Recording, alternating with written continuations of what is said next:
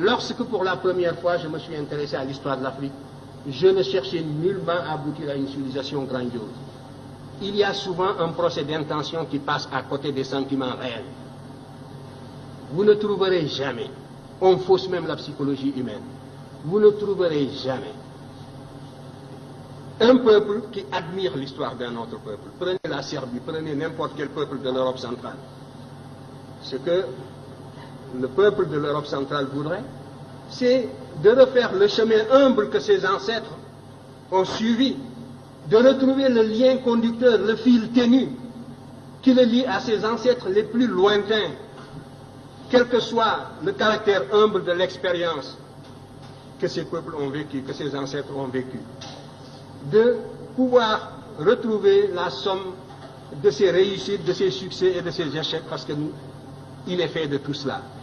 De la même façon, ce qui m'intéressait, c'était de remonter l'Afrique.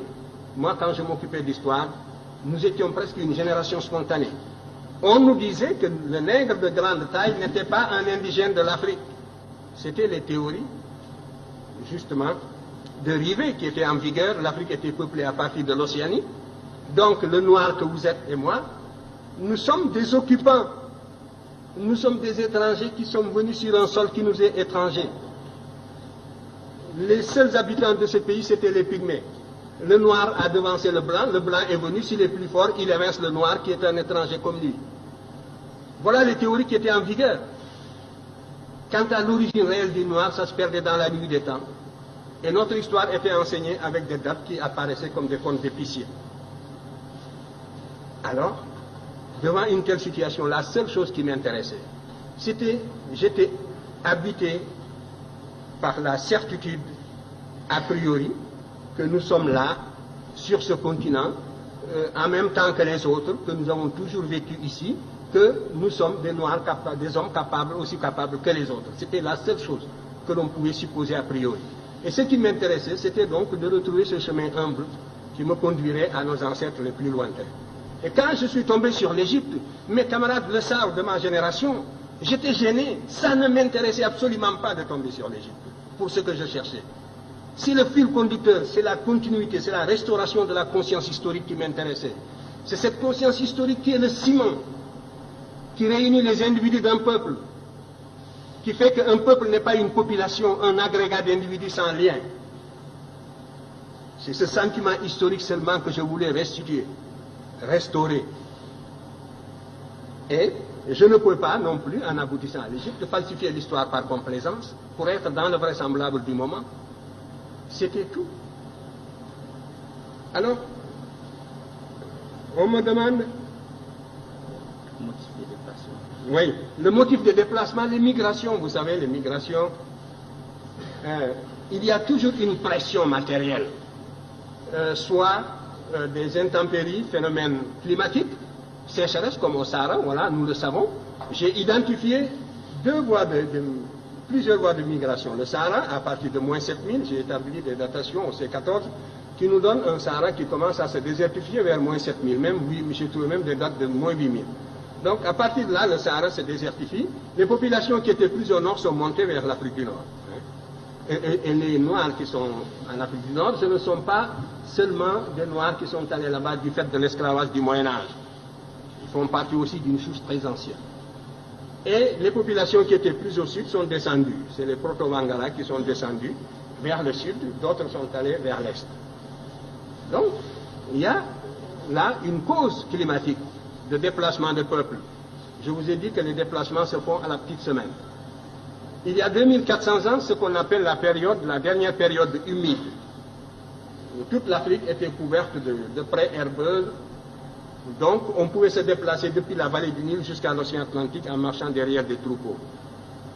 Par conséquent, là aussi, il y a une voie de migration. Maintenant, il y a la corrélation également entre des événements intérieurs et des événements extérieurs. Il est certain que le sac de Thèbes par les Assyriens, la façon féroce dont les Assyriens ont détruit la ville de Thèbes en 663, a eu des répercussions comme l'occupation de Paris par les Allemands, mais ça n'a pas duré. Donc la métropole noire, une fois qui était vénérable, millénaire, la première fois qu'elle a été mise à sac, ça a eu des répercussions profondes sur les populations africaines qui vivaient presque attirées comme en formant une sorte de grappe autour de la vallée du Nil. Dans les publications prochaines, je montrerai que les Égyptiens étaient descendus jusqu'au Chaba, c'est sûr, jusqu'aux Zaïre. Nous avons des preuves archéologiques de tout cela. Nous avons des preuves archéologiques qui sont venues ici, des preuves relevant de la linguistique, d'autres faits qui sont venus justement jusqu'à la boucle du Niger. Ça concerne la première question sur laquelle je dirai un mot. Tout cela, donc, des motifs climatiques, une pression extérieure, la victoire, la perte de la souveraineté nationale de l'Égypte a fait que les populations africaines se sont relâchées et se sont repliées sur elles-mêmes à l'intérieur pour former des royaumes à l'intérieur. Alors que jusque-là, l'Égypte était la grande métropole, un peu comme les Germains qui étaient de l'autre côté de la rive du Danube par rapport à la civilisation, au foyer romain. L'Égypte était le véritable foyer auquel le reste de l'Afrique noire était lié par 1000 liens des Slaves. Et à partir du moment où l'Égypte a perdu la souveraineté nationale, ces populations, évidemment, se sont organisées sur d'autres bases. Alors tout cela, ce sont donc des motifs de déplacement. Pour l'histoire, la période la plus proche. Donc pour la plus ancienne, il devait en être ainsi. Les variations climatiques, on peut les cerner par la paléoclimatologie. Ça peut être aussi dû au fait que le manque de nourriture, la pression sélective, tout cela, ce sont autant de facteurs qui jouent pour expliquer le déplacement. En tout cas, vous pouvez remonter, vous, en ce qui vous concerne, jusqu'aux racines de la philosophie africaine. Je vous invite à étudier la cosmogonie héliopolitaine. Je l'ai décrite d'ailleurs brièvement dans Civilisation ou Barbarie. Vous y trouverez les prémices.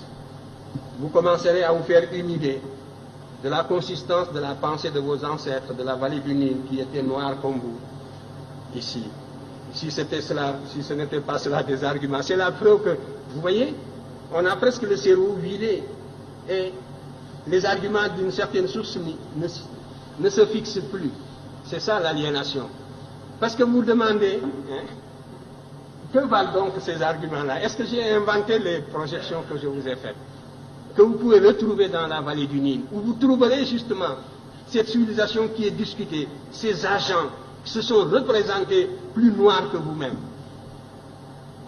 Mais déjà, vous avez des œillères de l'éducation colonialiste et vous ne pouvez plus voir cette réalité palpable. C'est ça la cécité intellectuelle. Vous comprenez? Où est la raison dans cette éducation?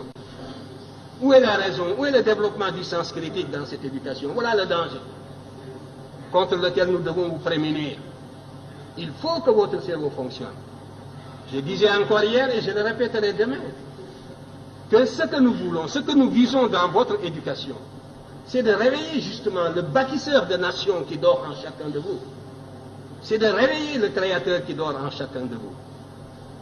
Et cela suppose donc une réforme qui mette l'accent sur la rationalité, sur les facultés créatrices de l'individu et sur l'indépendance intellectuelle de l'individu. Voilà le but que vise mon enseignement en tout cas.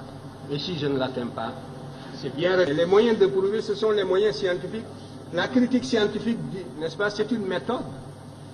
Moi, j'ai utilisé tout l'arsenal des méthodes d'investigation et des méthodes de preuve. J'ai esquissé même des méthodes nouvelles pour l'histoire africaine. Que justement, les maîtres que vous citez, je vous parlais des maîtres occidentaux, n'est-ce pas, que vous citez, utilisent largement.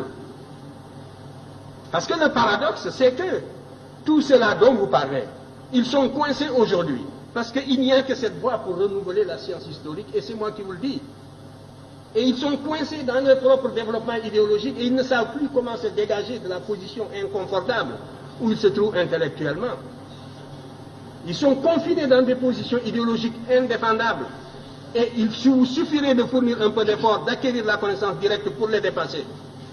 C'est moi qui vous le dis. Alors, ils voudraient bien sortir de cette position pour récupérer cette littérature. Mais, sans nous citer, bien sûr. Mais tout cela est extrêmement difficile. Et la cause est entendue depuis longtemps. C'est de cela que je voulais vous parler. Vous dites que aussi longtemps qu'on ne reconnaîtra pas, mais on reconnaît déjà. Et maintenant, c'est la conspiration du silence. On n'attaque plus parce qu'on n'a plus d'arguments pour attaquer. Et ce n'est pas le désir qui leur manque, vous le savez bien. Ils nous auraient sciés, ils nous auraient foudroyés s'ils pouvaient déceler la moindre incohérence depuis le temps. Mais maintenant, c'est le silence, c'est la conspiration du silence, c'est la médisance dans les salons, c'est les apartés avec les étudiants. Donc voilà, à 3 reprises, l'Afrique apporte les éléments de la civilisation au monde, et ces éléments diffusent dans le monde, et pourtant l'Afrique continue toujours, passe toujours pour un continent fruste qui n'aurait rien apporté aux autres. De restaurer cette conscience historique continentale africaine, de l'intégrer dans l'enseignement, c'est un facteur de cohésion, mettre l'ensemble des peuples africains à l'abri de toutes les formes d'agression culturelle. C'est le seul intérêt que présente une question comme celle-là, et c'est à une œuvre d'intégration de ce genre.